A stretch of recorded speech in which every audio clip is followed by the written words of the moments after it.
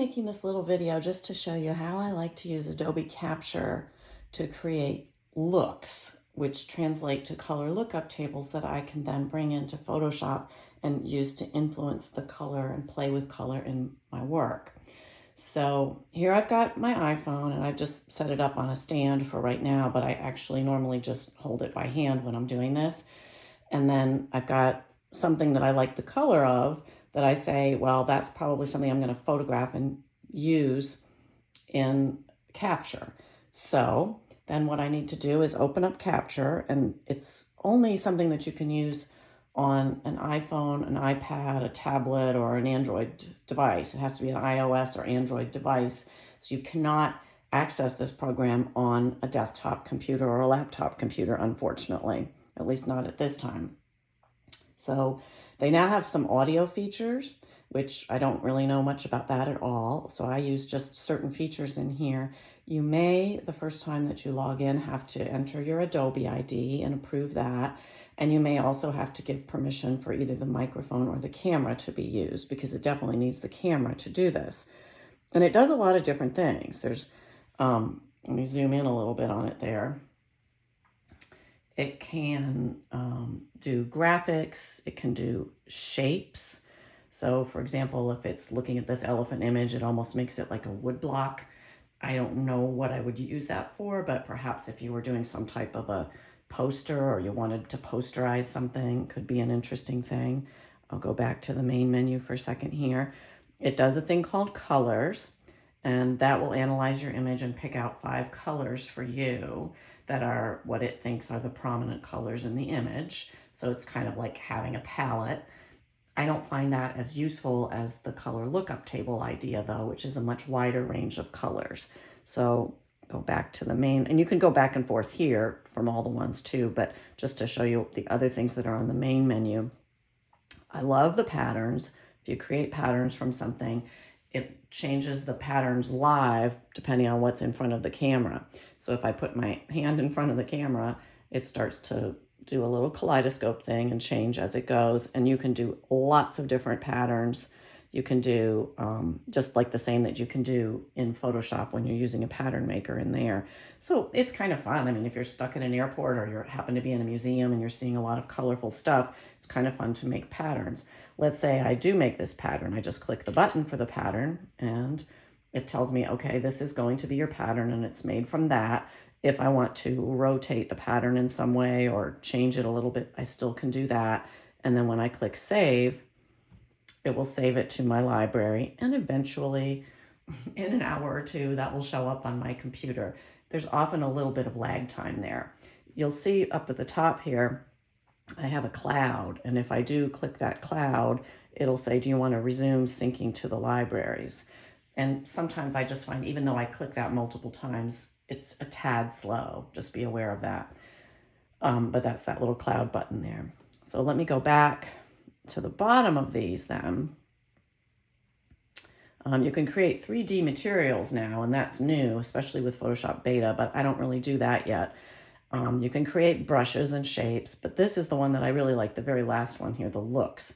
So if I click to create a look, it's going to analyze, and instead of just saying 5 colors, it'll do a whole spectrum of what it's seeing here. I got a little bit of white in there because of my mouse and stuff, so I have more neutral and more light than I probably would have expected.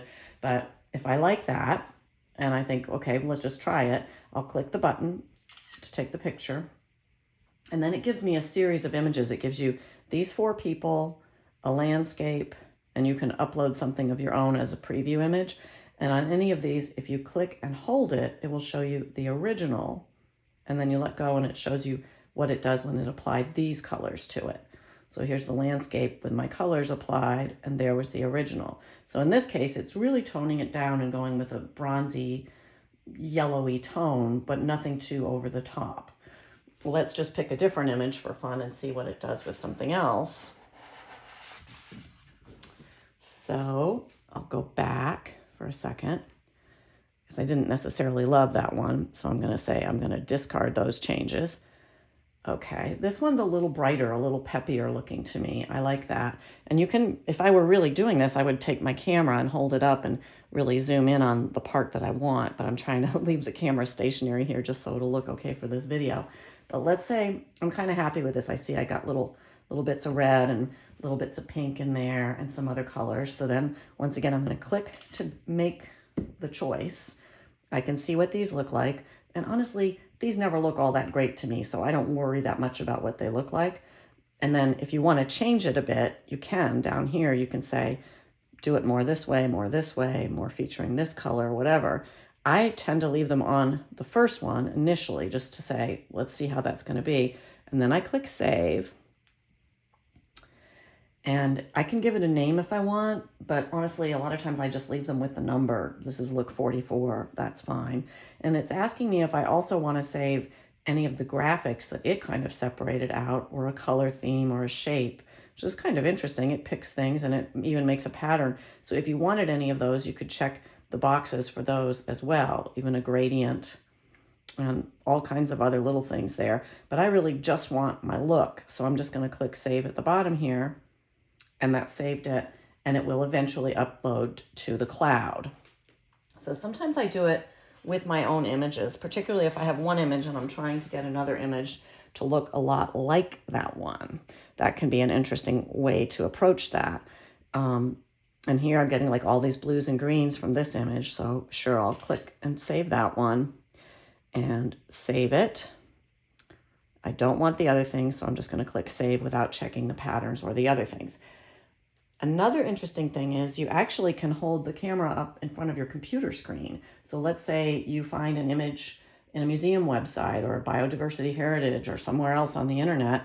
You can just hold your camera right up and photograph something directly from the computer screen and use Capture and make your look there. I also like to do things from books sometimes. So in this case, this is a Hieronymus Bosch image. So we're going to get a whole lot more wacky colors in this. So I would get really close in on the area that I want, and then I would click for my sampling of it and then save it. So that's pretty much it. Then when I'm back in Photoshop, I can show you how I would get that and use it. We'll go over that in class.